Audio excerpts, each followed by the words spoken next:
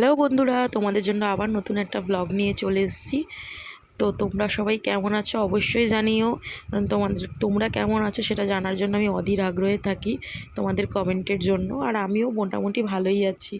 সকাল সকাল উঠেছি, উঠে ফ্রেশ হয়ে নিয়েছি। ফ্রেশ হয়ে নিয়ে এবারে স্নানটা সেরে নেবো, কারণ আমি আবার আজকে যাবো বিপত্তারিণী পুজো দিতে মায়ের সাথে। আমার এই বাড়ির মায়ের সাথে তো পুজো দিয়ে এসেছি আমি, এবার ওই বাড়ির মায়ের সাথে পুজো দিতে যেতে হবে। তো রেডি ফেডি হয়ে নিয়েছি এখানে, আর রেডি ফেডি হয়ে নিয়ে বেরিয়ে পড়লাম রাস্তায়। আর রাস্তায় বেরিয়ে উঠে পড়েছি রিক্সায়, কারণ যেখানেই যাই আমাকে এই রিক্সার পথটা আমাকে অতিক্রম করতেই হয়। তো রিক্সায় উঠে পড়েছি, আর তারপরে পৌঁছে গিয়েছিলাম কুদঘাটে। কুদঘাট থেকে দু একটা জিনিস আমার নেওয়ার ছিল, তো নিয়েছিলাম। আর নিয়ে তারপরে আবার রিকশায় উঠে বাড়ির দিকে চলে গেলাম। আর এই যে দেখো পৌঁছে গেলাম বাড়ির মোড়ের মাথায়। তো এইখানে একটা বৌদির সাথে দেখা হয়ে গেছিলো, গল্প করতে করতে চলে গেলাম বাড়িতে। আর আমি এই যে বাড়িতে পৌঁছে গেছি, আর এখানে অপেক্ষা করছিল আমার মা আর আমার বান্ধবী আর ওর মেয়ে, কারণ 14 বার আমাকে ফোন করছিল। তো তারপরেই চলে এসেছিলো আমাদের পটল কুমার গানওয়ালা। ওর একটু শরীরটা খারাপ, হয়তো তোমরা দেখেই বুঝতে পারছো, কিন্তু তবুও আমার সাথে দেখা করতে এসেছিলো আমার গলার আওয়াজ পেয়ে। আর এখানে আমাদের আড্ডা চলছিল, আমার মা, ভাই, ওই যে পটল, তারপরে রুমা, সবাই মিলে মানে রেডি হচ্ছিলাম আর আড্ডা মারছিলাম। তো এবারে রেডি করতে বসে গেছিলাম রুমার মেয়েকে, মানে আমার বান্ধবীর মেয়েকে রুহিকে। এই যে রেডি করছিলাম আমি বসে বসে। ও আমার কাছেই চুল বাঁধবে সবসময় যেখানেই যাবে, তো ওকে চুল টুল বেঁধে রেডি টেডি করে দিয়েছি। আর তারপরে চলে এসেছিলো আমাদের এক পুচকু বদমাস আরিয়ান। আমার সাথে খুব বদমাইশি করছিল, আর আমি ওর বদমাইশিটা টোটালি এনজয় করছিলাম, কারণ যেহেতু বিয়ে হয়ে গেছে তো ওর বদমাইশিটা এখন আর আমি দেখতে পাই না। তো তারপরে এই যে রেডি ফেডি হয়ে বেরিয়ে পড়েছি রাস্তায়, কারণ অনেক রেডি হয়ে গেছিলো। দুপুরের দিকে যত দুপুর বাড়বে তত ভিড় বাড়বে। আর এই যে ম্যাডাম সুন্দরী রেডি হয়ে গেছে, রেডি হয়ে বেরিয়ে পড়েছে। আর ওই যে ওর মেয়ে, এখানে ছোট ম্যাডাম, এখানে চলছে তার নাটক। তো যাই হোক, করতে করতে তার আবার জুতোর ফিতে খুলে গেছে, তাকে জুতোর ফিতে আটকে দিতে হবে। তার সমস্ত কাজ ফাজ করে দেওয়া হলো, কারণ সে তো আবার আমাদের বড় বিশ্ব সুন্দরী। আর এই যে আমার মা বসে বসে ওয়েট করছে।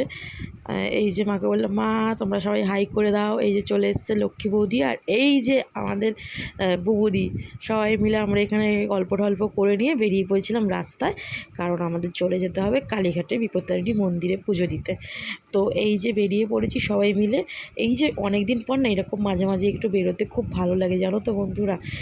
মানে খুব ইচ্ছে করে, সবসময় তো হয়ে ওঠে না, এইসব পুজো আচরাতে মাঝে মাঝে হলে বেশ ভালোই লাগে, তাই না? তো তারপরে এটিএমে গেছিলো বান্ধবী, তো এটিএমের কাজ করে নিয়ে দুজন মিলে রিক্সায় উঠে পড়েছি। আর রিক্সা উঠে বলছিলাম যে দুজনে মিলে রিক্সায় উঠেছি, রিক্সাওয়ালা টানতে পারবে তো। আমাদের দুজনে সবসময় এরকম ইয়ারি ফাজলাম আমাদের চলতেই থাকে। আর টালিগঞ্জে পৌঁছে উঠে পড়েছি বাসে। আর দেখো বন্ধুরা কীরকম লাইন দিয়ে সবাই বসেছি না। তো তারপরে বাস থেকে নেমে চলে গেছিলাম কেনাকাটা করতে। এই যে মা, লক্ষ্মী বৌদি, তারপরে আরেকটা পাড়ার এক কাকিমা, তো সবাই মিলে কেনাকাটা চলছিল। রুমা, তারপরে রুমার মা, সবাই মিলে এই কেনাকাটা চলছিল। এখান থেকে ডোর কেনা হচ্ছিলো, দেখো কি সুন্দর ডোর বানাচ্ছিলেন উনি। আর তারপরে ফ্রুটসগুলো কেনা হচ্ছিলো, 13 রকমের ফ্রুটস কিনতে হবে।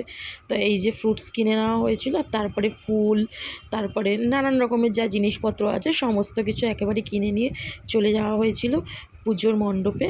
আর সেখানে গিয়ে আমি ওয়েট করছিলাম, কারণ আমার তো যেহেতু পুজো দেওয়া হয়ে গেছিলো, এই জন্য আমি আর পুজো দিইনি। তো ও মা, রুমা, জেঠিমা সবাই মিলে একসাথে পুজো দিয়ে নিচ্ছিল। তো এবারেই বসে পড়বে ওরা পুজো দিতে। তো আরেকটা জিনিস দেখো বন্ধুরা, একটা পুচকে এসছে পুজো দিতে। এই যে পুচকে, সেও পুজো দিতে এসছে নাকি। তো তারপরে মা, রুমা সবাই মিলে, লক্ষ্মী বৌদির তো পুজো আগেই হয়ে গিয়েছিল, কারণ উনি একটু আগে চলে গেছিলো, তো উনি পুজো দিয়ে দিয়েছিল। আর মা ওরা সবাই পুজো দিয়ে নিচ্ছে। তারপরে মা বেঁধে দিল ডোর ঠাকুরের হাতে। আর তারপরে পানটা ছুঁয়ে নিল। আর তারপরে মোমবাতি ধূপকাঠি সব জ্বালিয়ে নিয়ে তারপরে ডোর বাঁধতে চলে গিয়েছিল। আর ডোর বাঁধার পর তারপরে একটু পেট পুজো করতে হবে, কারণ সকাল থেকে তো উপোস। তো একটু পেট পুজো করতে চলে যাওয়া হয়েছিল। পুজো করতে গিয়েছিলাম আমরা কালীঘাট মন্দিরের দিকে, কারণ কালীঘাট মন্দিরের দিকটাও প্রচুর ভিড় ছিল, আর দু একটা জিনিস কেনারও ছিল। তো সেই জন্য চলে গিয়েছিলাম আমরা কালীঘাট মন্দিরের দিকে। তো এই যে ঢুকে পড়েছি কালীঘাট মন্দিরের যে সামনেই যে বড় যে দোকানটা, যেখানে আমরা সচরাচর খেয়ে থাকি, যেখানে পুজো দিতে গিয়ে ওখানে খেয়ে নিয়েছিলাম আমরা কচুরি, সবাই মিলে কচুরি। কচুরি খেয়ে নিয়েছিলাম। কচুরি খেয়ে নিয়ে তারপরে আবার আমরা একটু কালীঘাট মন্দিরের দিকেই গিয়েছিলাম। ওখানে প্যাঁড়া কিনেছিলাম। প্যাঁড়া কিনে নিয়ে তারপরে দু একটা জিনিস, যেটা ছোটো ছোটো জিনিস কেনার ছিল, কিনে নিয়ে আবার চলে যাচ্ছিলাম বাড়ির দিকে। এই যে বাসে উঠে পড়েছি, বাসে উঠে তারপরে প্রচণ্ড আমার গরম লেগে গিয়েছিলো।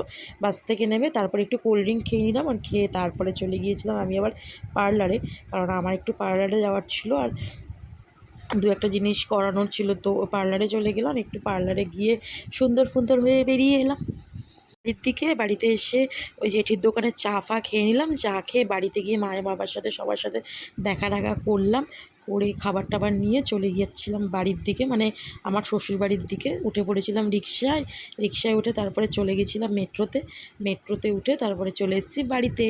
তো বাড়িতে নিয়ে এসেছিলাম খাবার, মা একটু প্রসাদ আর খাবার যা হয়েছিল সেটা একটু প্যাক করে দিয়েছিল আমার বরের জন্য। এসে আমার বর তো নামেই, আমাদের সবার জন্যই প্যাক করে দিয়েছিল, আমরা সবাই খেয়েছিলাম। তো ভিডিওটা তোমাদের যদি ভালো লেগে থাকে বন্ধুরা, অবশ্যই লাইক শেয়ার কমেন্ট করো আর ফলো করতে ভুলো না। আর সাথে থাকো, দেখা হবে পরের কোনো এক ভিডিওতে। থ্যাংক ইউ বন্ধুরা।